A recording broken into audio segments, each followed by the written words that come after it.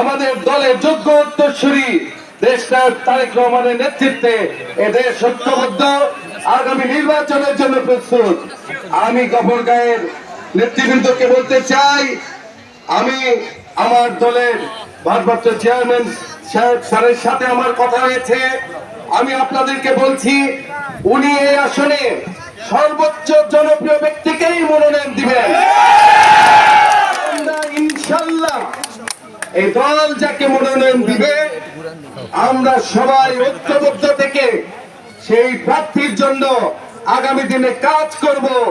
ইনশাল্লাহ সুখী সমৃদ্ধ গফরগাঁও গড়ার প্রতিশ্রুতি দিব। আমি আগামী দিনে এই আসনটিতে দীর্ঘ 1979 সনের পরে এই দেশের এই এলাকার মানুষ, মানুষ একজন বিএনপির একজন সাচ্চা জাতীয়তাবাদী দেশপ্রেমিক মানবতাবাদী নেতাকে চায়।